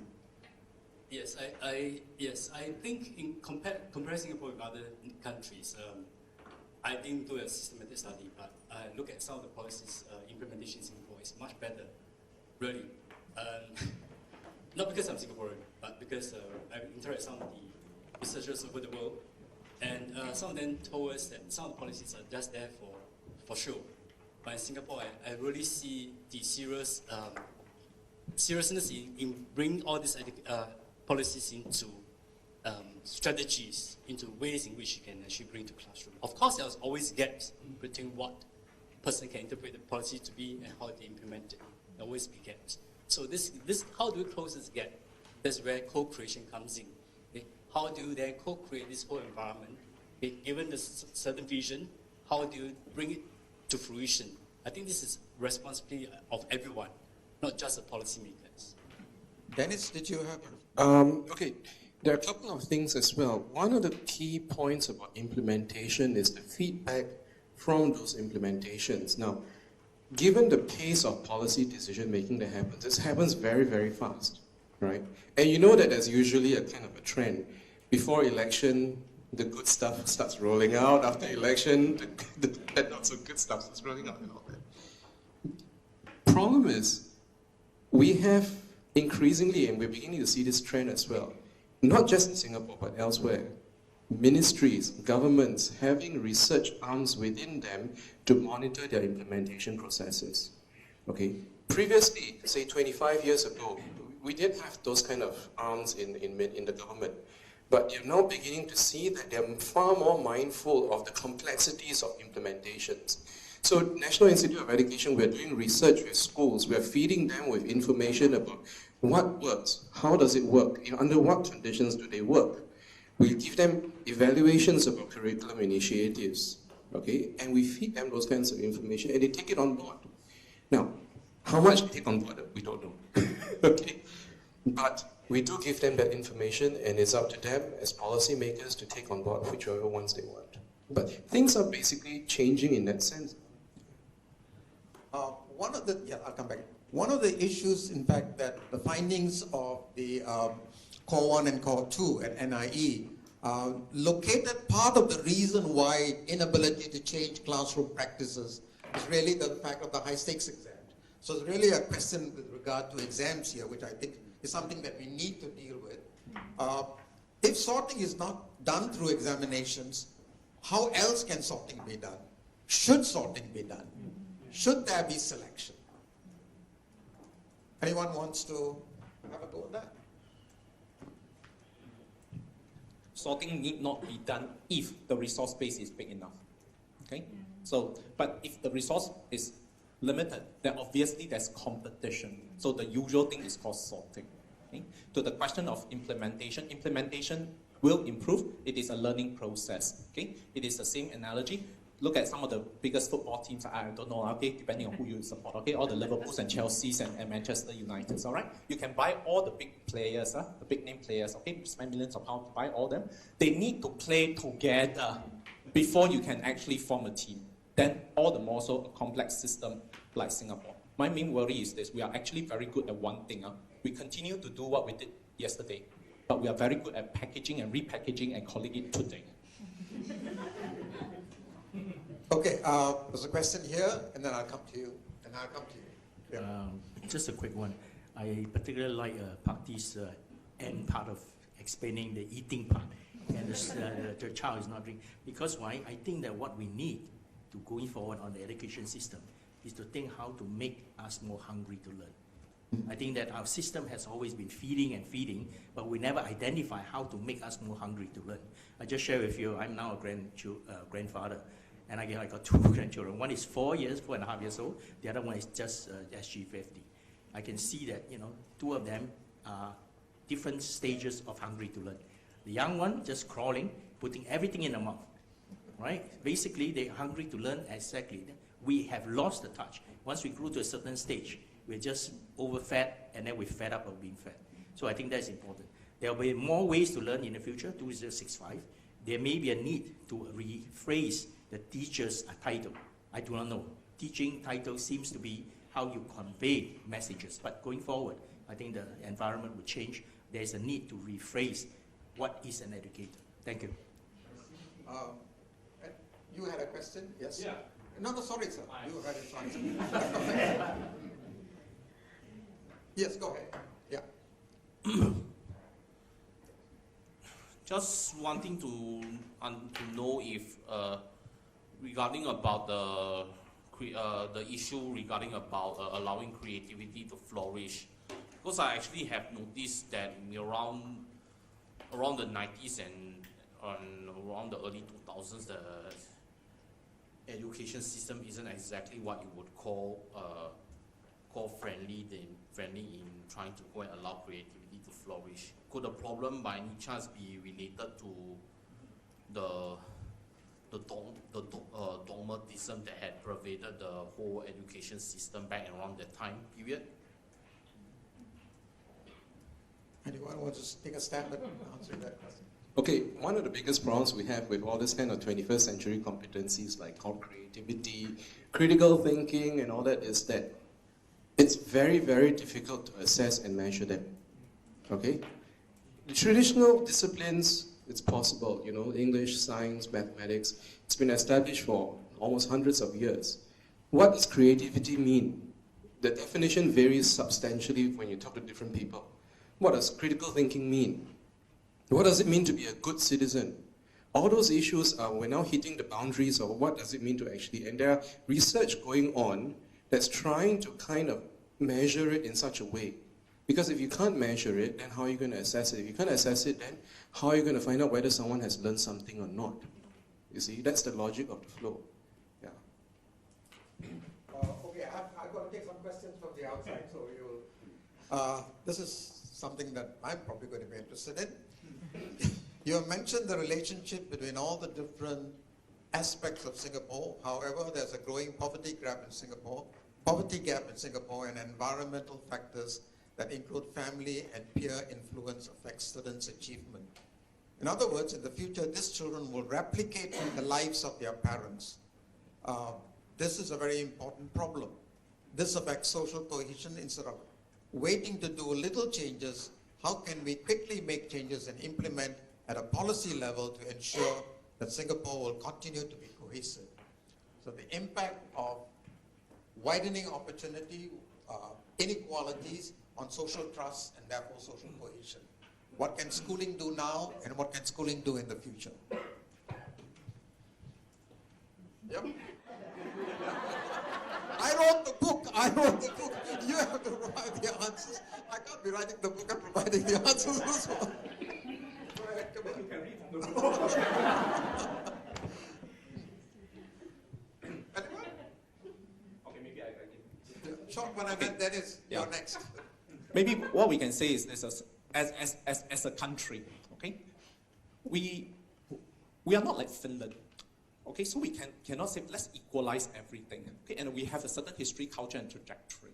Okay, but I suppose the philosophy could be this way: the ones who can fly, let's not put an artificial ceiling so that they can't fly. But the thing is that if we are successful in education, let's inculcate in them the right values so that they will not simply think that my success is because of me. But there is a whole school system, a whole country behind you for your success. Then give back. Are we able to do that? 1. 2. Then we also channel some resource so that we reach directly down to those people who are falling through the cracks. We just acknowledge there are people falling through the cracks. What can we do? So, an example. So we set up schools specifically for some of these young people who may not be able to, so to speak, excel by the traditional way of study, but most others could. Why do we set up schools for them? In a way, they are anti-meritocratic, inverted commas, all right? We are very big on meritocracy, and that's true. That's true. But in order to get into one of those schools, it's not because your results is better, you know. It's that you've got to fail enough times before you can get into those schools. Let's assume that that's a very good school with all the caring teachers all wanting to go there. Now, if I were a parent, my child, okay, PSLE, you know, borderline, okay, managed to pass a little bit, you know, and yet very, so maybe if I could get my child, instead of into a kind of normal secondary school, into one of those secondary schools with all these caring teachers, wouldn't that give me a much better future for my child? And yet, the child may wish to go to the school says sorry. Why? Because you have not failed your PSLE 2 times. This is something quite different from a meritocratic principle as the way that we see. Now, I'm just illustrating that this country is also challenging some of its most basic beliefs. We are always in constant tension about our own philosophies. That tension will move us forward as a country. It will evolve us. Where it goes, I'm not very sure, but the direction, I hope, will be positive, and I'm sure it's going to be positive. Thank you. That links up to the notion of care and the importance of teachers. How feasible is to think of a future teaching force that is, you know, not just content, mastery of content, mastery of pedagogy, but those values. We do have a model, but I wonder whether all of you are in NIE, whether you think that we are doing enough of a job at NIE in instilling these notions of care, of responsibility, of almost an extension of family into school. Dennis, you mentioned care. Yeah, I mean, there's a couple of issues. The question that is asked is your $10 billion question. Basically, we don't have an easy solution, largely because it's not just an educational problem. It's a societal problem, and it requires the coordination of multiple ministries to try to figure out what the solution really is. To say that education can solve poverty and the income gap is a very naive thing to think about in the first place, right? Secondly, Singapore is quite interesting in the sense that we want to have our cake and eat it. We want to be very good in content and academics, but we also want to be very good citizens, okay? We want to be very good in exams, but we want the children to really care for your parents too. And the problem with this is this kind of, you sometimes can't tell whether you can have both at the same time or not, okay? That kind of tensions are going to exist, and there's a fine tipping balancing point, and you go one side, you go the other side. And the policies, if you look at the policies, and your book talks about this as well, as you go through the decades, it's slowly moving in one direction to another direction. Okay, we're moving away from an exam focus because economically, we need to generate very quickly the kinds of workforce that we need for the economy. That was one big reason why the education system is structured in that way, to serve the economy, okay? But what happens now when you have a generation and population of people who are now really very strong working people, right? What happens to the other values? Oh, we kind of forgot about that. In 1980, you pointed it out, okay? And now we're trying to fix that, okay? So we're now swinging the pendulum in another direction. This kind of tension has to be thought through very carefully and slowly. The problem is policies are being made at lightning speeds. You implement and then you try. Thank you. That question, I'll come to you. Yes. You, yeah. Hello. I use this. Yeah. right. Hi. Okay, so I had a question about, with I guess with more student-driven, student-centered learning, as well as the whole teach less, learn more, how feasible is emergent curriculum? Like really letting students take charge of their own learning, letting them choose a topic and run with it for the full year. And that being said, also, what is the role of experiential learning? Or is there going to be more partnerships with external organizations, the public, the private sector, civil society, so that they can have more real-world learning experiences and be able to create knowledge for themselves outside of the classroom? Thanks. Seng, you want to? I guess it's feasible to a certain extent. So we try knowledge building pedagogies, for instance, for at least about 10 to 12 schools in Singapore. And these are actually not the branded schools. And so to a certain extent, it's possible to let the students take the lead, but at the same time, with careful stewardship by the teachers, they're able to then complete the syllabus. Okay? But what is very interesting in this school is that they're not just completing the syllabus, they're actually doing beyond because the students are taking the lead. So when the students are very motivated, very interested, they can actually probe much deeper than what the syllabus is required. And this is what we observe.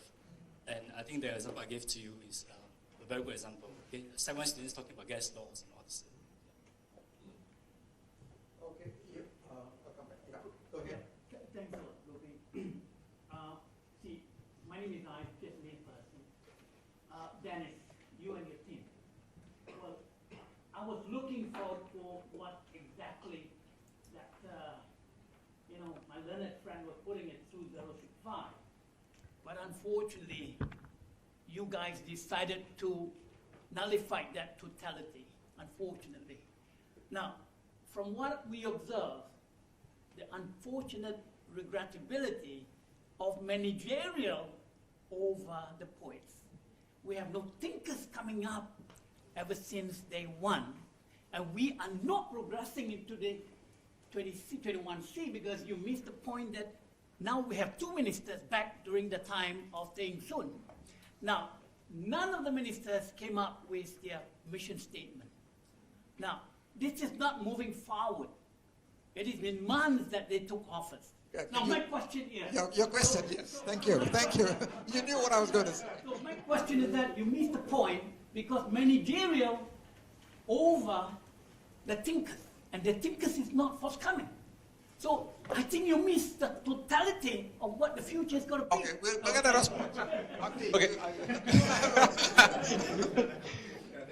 That is Okay.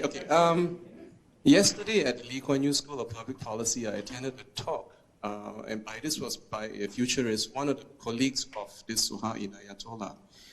And he talks about two groups of people, policy makers. You have the policy managers. These are the ones that manage policies. And you have what he calls policy poets. These are the ones that think about and have ideals and ideas and think about the future of policies. Now, to what extent are our government people, the civil servants, policy managers or policy poets? I don't know. But it's one way of thinking about, to what extent the kinds of people that are going into the ministries, the civil service, all right? Where are they coming from in our education system? Are they primed for poetics or are they primed to manage? Open question. Yes. Yes, go ahead. I'm Eileen Wong. I just want to ask a question about this part of the title of this panel discussion this evening is Envisioning Education 2065, Staying Ahead of the Curve. May I ask the speakers, what kind of curve are you talking about? What are you comparing yourself to? And what are the ways to stay ahead of what curve? He came up with a title.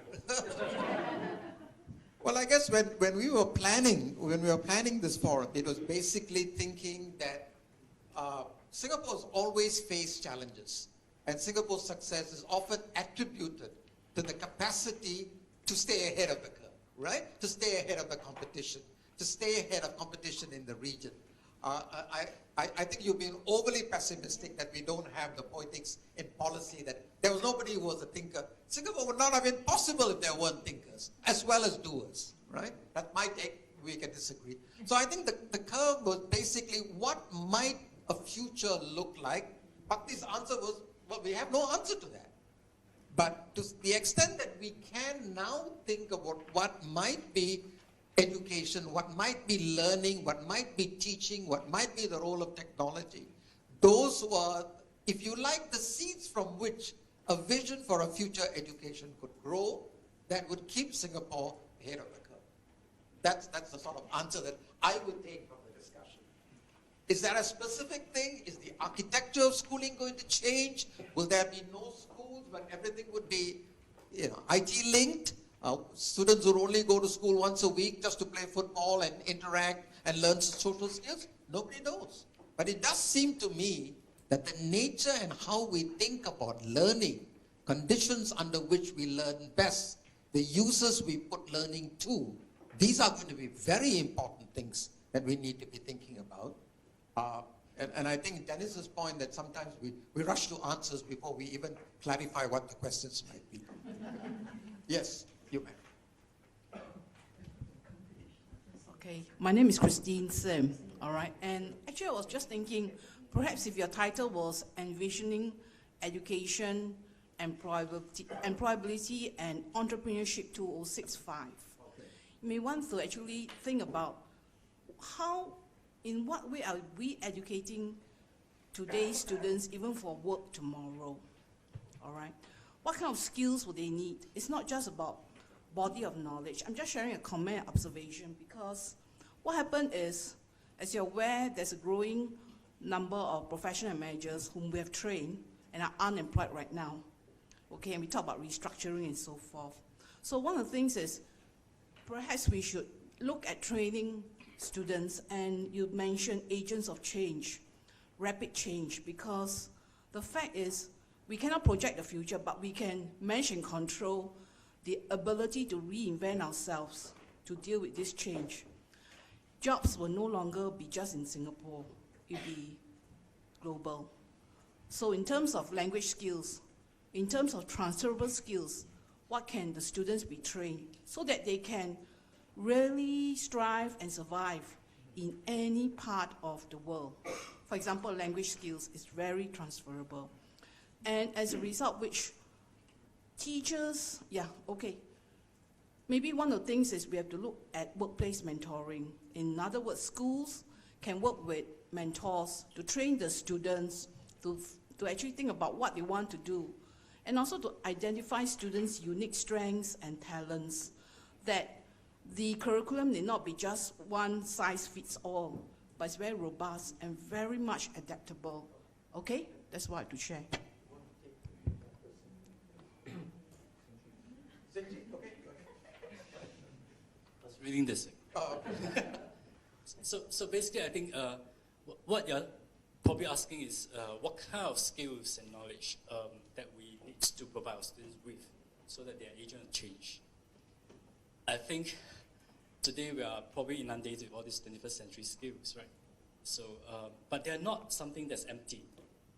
These are actually very important skills that talk about collaboration, working with others, talk about creativity, critical thinking. And these are ways in which we can actually, in schools, okay, if we do it correctly, it can be done. And let me just give you one example. I'm actually more optimistic person. Okay? Let me just give you one example of what my girl went through in school. She's in primary 1 this year. And one day she told me that, today the teachers baked a bread in the school. I said, what? Bake bread? Yeah, the teacher actually brought everything, the flour, the dough, raising everything, brought a bread maker to the school, to the classroom, and then she baked bread. I said, what for? Okay, then she said, countable. Raising is countable. Water is not countable. Okay? But she went to the extent of making a bread to impress the students. I was so impressed by the teacher. P1 kids, they know what is countable, what is uncountable. Okay? They know it very well through this experience.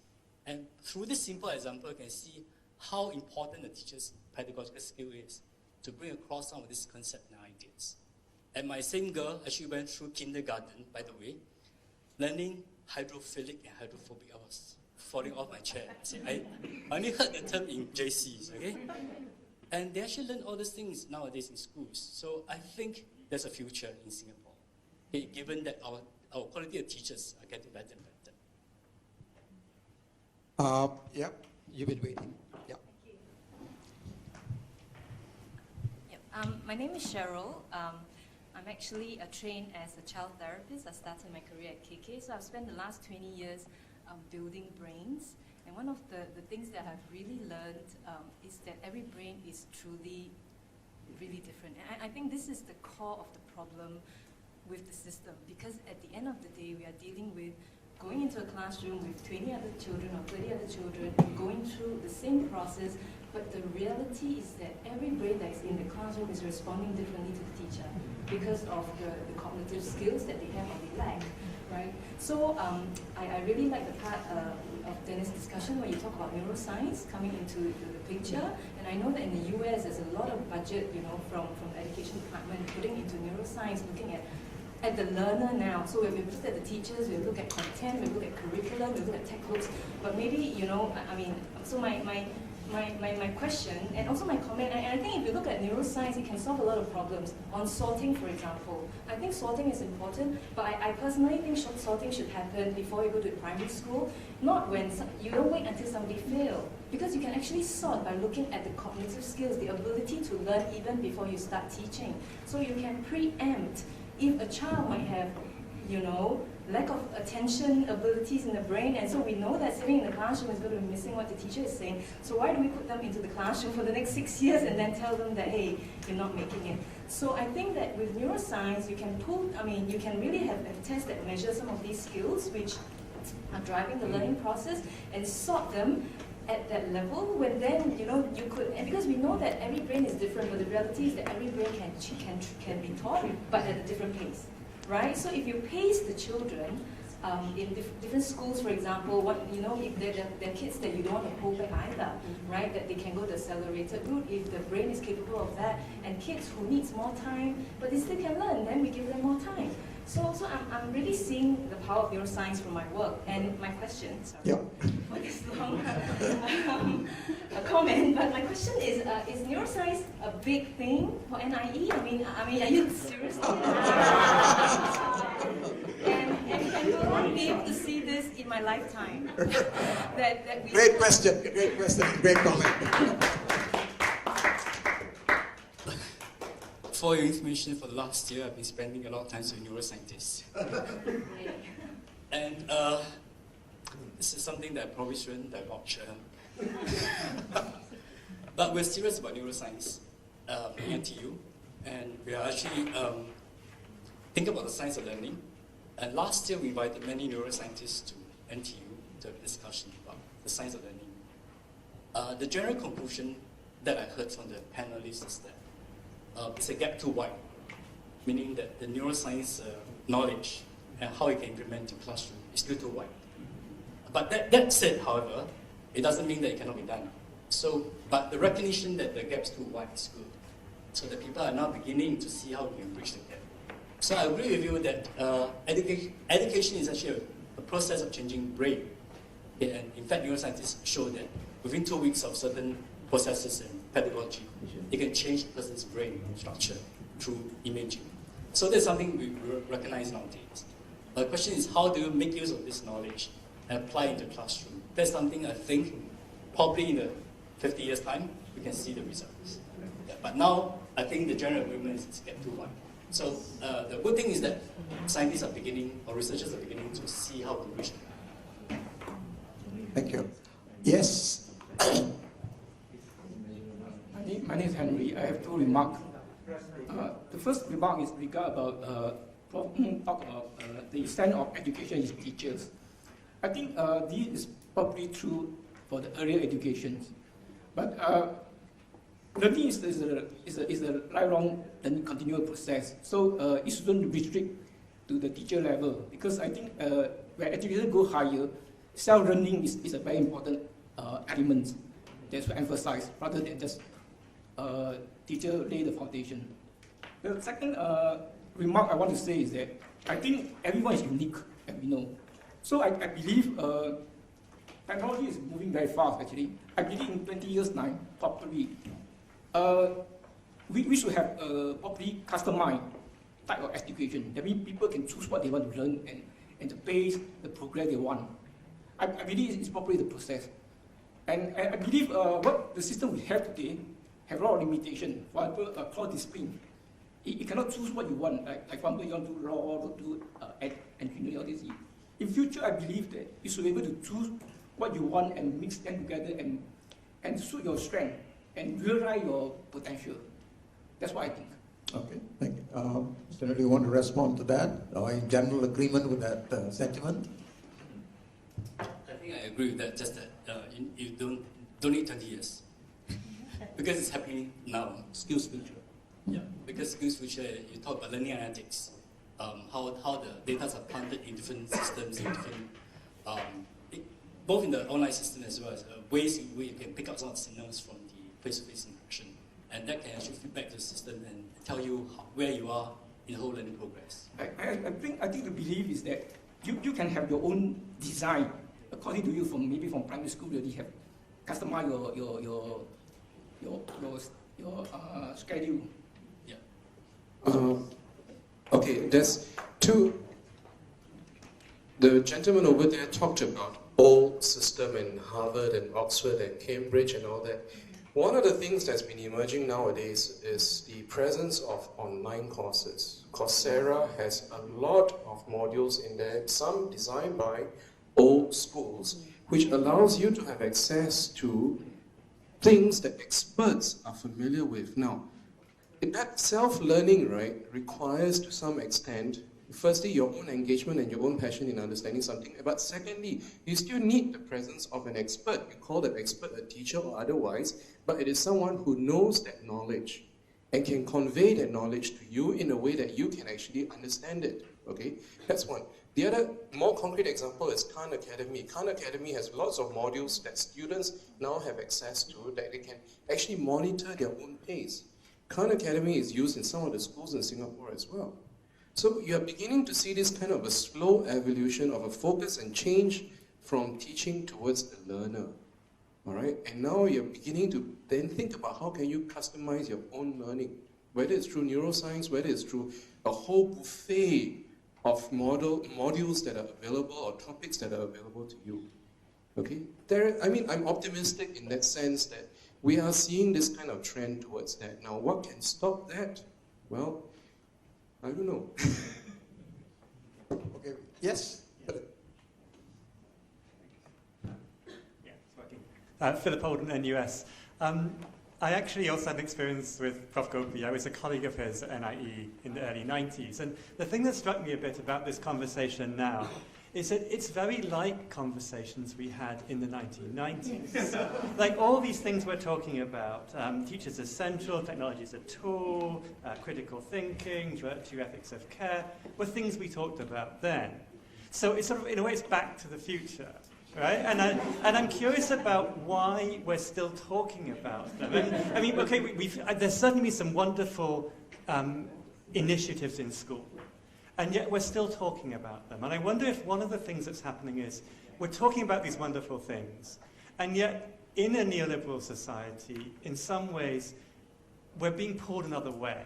You have to quantify people. That's what neoliberalism is about, right? And how do we break that cycle? I mean, Aaron's question about policy was a big thing. And I just want to put in one thing as a question about this, is that if we actually, as we behave to our teachers, if we actually quantify our teachers every year, and we grade our teachers every year, according to what they deliver, according to very precise deliverables, aren't we actually creating people who can't deliver the kind of education that we really want? Good, thank you. You want to answer or you ask a question? Yeah. You want to answer? Awesome. I thought you had an answer. Bhakti, do we need the great teachers? Maybe I make a few remarks just as a start. Firstly, our conversations, if you look at our conversations, I included, I reflect on myself, we are very government-centric, meaning, what can the government do? I think that as a society develops, it just stands to reason. This is how history has always been. At some point, there will be people who will come forward. Prof. Gopi is not the government. But tonight is a conversation about the education system. It's not the government, and the solution may not be the government. I think as a society develops, other parts of society will have to come in and will come in, whether the government likes it or otherwise. It always will. Personally, I think that there is a lot of hope. If you ask me about 2065 as a citizen, and that's why I have some hope. Mr. Lee Kuan Yew at one point in time said, why? It's not why. Maybe we should join Malaysia again. Do you remember one point in time he said something like that? He foresaw that maybe we should join Malaysia again. Now, because I'm born after 1965, and I'm born and bred, educated in Singapore, so I take it as a good sign if I drew myself out and look at myself. I was quite unhappy with it. I'm Singaporean. I can't imagine why I should be joining Malaysia. Nothing wrong with Malaysia, but we are a sovereign country. Now, if I kind of instinctively have that feeling, then there might still be something good about our moral education or whatever not that we have been going through schooling. So I'm not saying that schooling is the only solution. Schooling is a very important part, but as a society moves forward, other parts will come in. Not only that, history has a way of repeating itself. And that is why we keep talking about the same thing. It has what we call the same topology. That means it has the same shape, but the exact nature is different. So bilingualism, 1965 we talk about bilingualism, 2015 we'll still talk about bilingualism, and it's just that the challenge is slightly different, but it's still there as a tension area. I foresee 2065 we'll still be talking about bilingualism. Yep, go ahead. You have a mic here. Sorry, Karthik here. I'd like to ask the question. I didn't join the earlier session, so I just came in about half an hour ago, so forgive me if the question doesn't really make very much sense.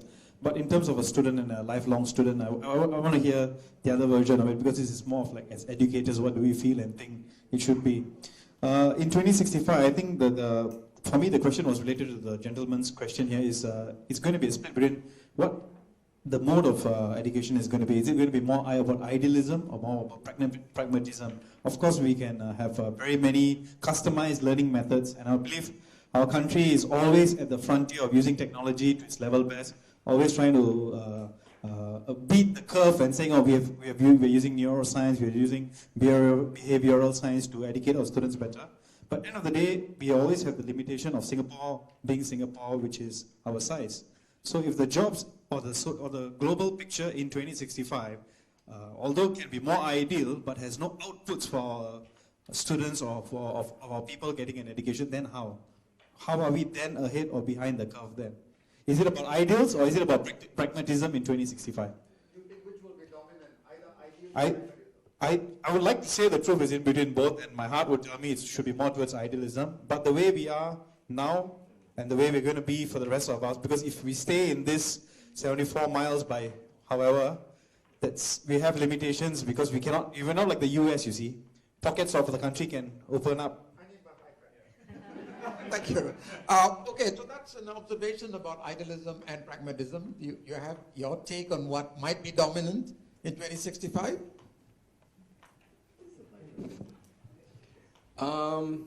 Like you, I think there should be a balance between the two of them.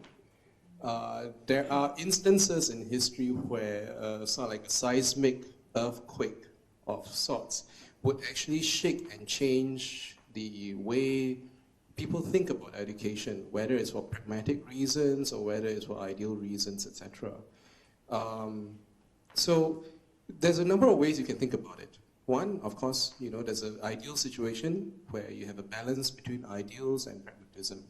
I think in Singapore's context, given its size and everything, you kind of need to have that kind of balance. The question always is, how do you do that balance, right? Secondly, situations like a financial crisis or when they say Singapore being so plugged into the global network of businesses and all that, suddenly suffers from an economic situation, which may then cause people to really think about pragmatic reasons again. So that's what I'm talking about in terms of seismic changes, okay? But idealism, if it wants to become dominant, requires it to tweak around on the outside. So you have on the fringes people who are trying to make a difference, okay? And those people are there at the fringes, and they are trying to do something about it. So that continues and should continue to exist. You don't want to stop them, the entrepreneurs, the thinkers, the dreamers, the artists, the musicians, the ones who, you go and tell your parents, I want to be a musician, they're going to look at you and say, why you want to be around? You can be a doctor, right? And they buck the trend, okay? Those are the people which will change mindset. It'll take a longer time, but it's moving. The question is, can we maintain that balance? Okay, we have time for possibly two last questions. Two, right? Okay. Please, can you keep it short because I'd like to give the others. Sure, okay. We've heard a lot about more for the older children, the primary school, secondary school, and so on. What about early child education? I want to know what our panel thinks about that. We spoke about the neuroscience, and we know that it starts from birth. So these are the important years that we can actually give a leg up to kids who are from low-income, vulnerable families. And if you start early, and we have seen that if you can give them an early start and help them, they will not fall through your gaps in primary schools and secondary schools. So may I have your comments from the panelists? My quick comment is that we are in the right direction now, but a bit late. At last. Second comment, we are doing research into early childhood. We're looking at kindergartens, and we're looking at what they're doing over there. So we are trying to develop the kind of research that can inform policies about early childhood. Yeah. I think I can agree with you more that early intervention is very important. In fact, if you read John Hattie's book, Visible Learning, and one of the most important factors that affect students' performance in school is actually their prior knowledge. That means so you need to build a foundation. And for early childhood, I think if you can diagnose some of the problems earlier, you can do earlier intervention rather than waiting for it to develop much later. So totally agree with you. But one of the things that puzzles me, and this may come back to Aaron's question about policy, some of these things were known for 20 years. It's not as if we discovered this 2 years, 5 years ago. What happened that policy lapse, if you like, occurred within the Ministry of Education? The rationales that are being offered for why we should leave it in the private sector, even though there were inequities in provision, were basically that allowed parental choice, but parental choice influenced by SES, a diversity of paradigms were appropriate, and as I pointed out earlier, we had a common curriculum from elementary to high school. So I think it's a big puzzle in terms of our history of policy making, of generally having a degree of foresight about education and what might be required. At a very crucial level, we dropped the ball. That's my take. One last question. Okay, I think we have to try and take this question, and then I'll allow for one more question from here. You mentioned that human teachers will always be important regardless of how advanced the technology will be. Parents are a huge influence to students nowadays, especially in guiding them on the right path. Not all parents are educated, so what are some ways that the education system is implementing for parents so that they can be good and useful human teachers? Not my question. Basically, parent education is a part of educational orthodoxy, if you like now. What are your, as parents, what are your own takes on whether, parental education and what forms it might take? Especially as we talked about, and I think Bhakti, you talked about, schooling is not everything. There are other key stakeholders, families and parents that are important. But not all parents know how to educate, if you like. Yes, I totally agree. I think we need to educate parents as well. As a parent myself and as an educator myself, I had a lot of struggle because I'm an educator, so I know there's certain ideal that I want to bring out my kid. And yesterday she was just complaining. She said, because we sent her to after school care, and she was complaining to us. She said, my teacher in the after school care gave me a lot of worksheet. And she was very stressed. So I think some because the after school care teacher is a parent herself, and that's how she bring up her own kids. So and then she's so resourceful. For primary 1 kids, she actually brought worksheet from different schools and passed it to them to do it. So I think as a parent myself, I have to sometimes educate them and say, hey, go slow, okay? Let them be motivated, and let them have develop interest in learning. That's more important. So I believe we probably didn't do enough of this, public education, about education. Okay. And you said your child is in primary 1? Yes. Right. Well, that probably explains why an updated JC geography curriculum at pre-U1 and pre-U2 worries some because they can't score. Yes. But I think, firstly, it doesn't mean that the person is an educator means that the person is a good parent. Some teachers, it's one thing to scold other people's children. It's another thing to know how to scold your own and educate and bring them out. Some parents who are teachers are the worst parents to handle by teachers. Okay? So that's one thing. Two, so when we talk about public education, I think again, we think of what can the government do? I'm saying that I'm thinking in 2065, it's not all about the government. There will be interested parties in the society will step up, like maybe a head foundation or whatever else. Not everything is the government's problem. The government has the government's problem. So the question of the early childhood, why they took so long, is also a developmental trajectory. Now, I'm not speaking for the government or making excuses for them, but maybe those days, I have bigger problems than that. This is not my main priority. Okay? So it's like doctors, you came to me and you have 10 illnesses. Let me operate on that one is the most urgent. The rest we will talk about them later. We'll talk about cholesterol later, but I mean you have a brain tumor now. See? So, in 2065, now we have come to a certain level of development. In 2065, if I were a citizen then, I'm not going to wait for the government to take action about everything. Then the last point is about the brain, the neuroscience. Now, of course, I'm not a neuroscientist, but I'll see it in this way. I say to my own educators, okay, if you look at the child, okay, those, especially when you have a young child, they are all the right things, they are creative, right? When they ask questions, they are creative, they are all the right things that you want them to be. Then what do? We put them through a school system, and we try to develop their creativity and everything else, and then they turn out the exact opposite. Question why? They are all the right things, right? Therefore, my only thing is this. Just take a kind of, don't kill the child through education. Finish. It's not develop creativity. Don't kill the creativity through our education. If we could do that, I think our education will be great. That's my first thing. Yes. I think we ought to give a principal a chance to weigh in on this. Come on, yeah. Well done.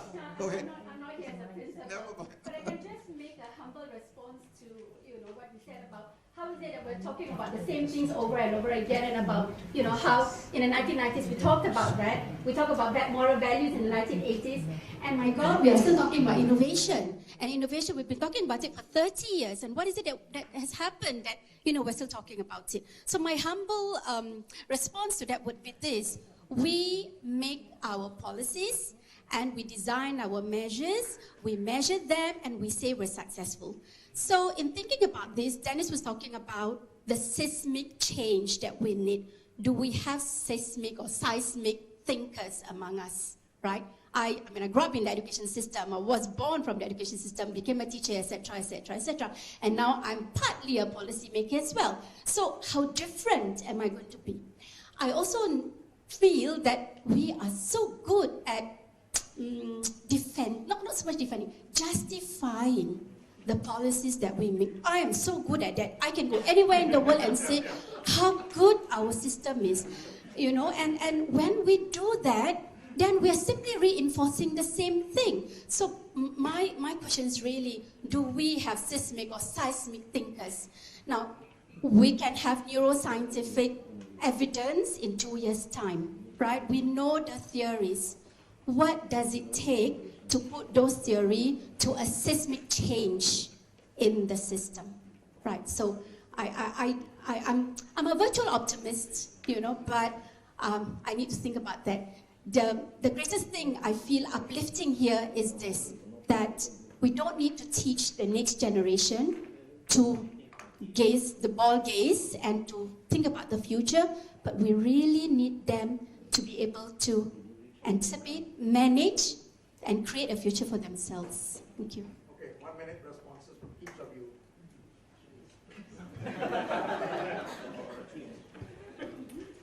I think I'll go back to my knowledge building again.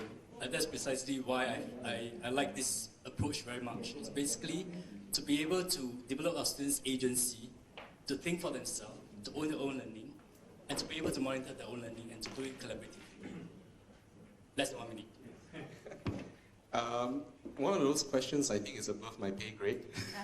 But let me suggest this.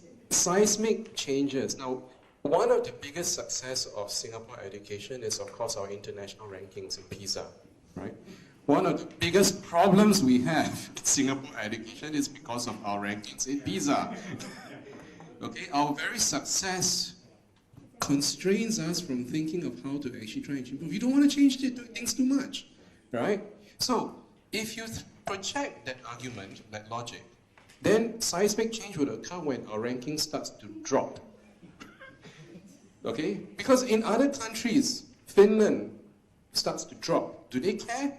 Not really. Okay? They say no, they don't really care about their rankings. Sure, their rankings are going to drop, but they proceed with focusing on policies that really make a difference. They don't kill the child through education. Okay? They're not in that ranking game. But we have been at the top. Now, when it starts to drop, what's going to happen? Now, that's going to be very interesting for me. What's going to be the policy response when that happens?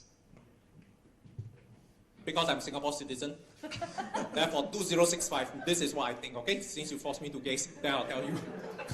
I believe that Singapore will still be there, and we will still be a great country. However, a few conditions will take place. One, our citizens, they will face greater tensions than what we are facing right now. This is actually, this conversation is precisely because we are maturing as a society. And that's why we are so searching. I think we are so searching precisely because we know and we begin to see there are some flaws. Now, as we move to 2065, people will become more and more. You ask whether it is going to be pragmatic or whatever. I'll say it in this way. It's not about optimism. It's not about pessimism. It's called realism. It's not optimism, it's not pessimism, it's called realism. People will become more philosophical and they will become more practical all at the same time. And they'll begin to converse more and the tension will be greater. But that tension is going to be a positive one. It's a creative tension and that will move the country forward. 2065, you'll still be here. Thank you very much. On that note, I think we can conclude. I'm glad to know that we'll be here in 2065. I think we've had a very rich discussion around a fairly big, open-ended topic. And I think you've been a fabulous audience. You've asked the questions. And I think our panelists have been wonderful in giving us a whole range of perspectives. There is no simple yes or no answer, although we might wish it for clarity. So can you please now join me in thanking the panelists for a very wonderful presentation.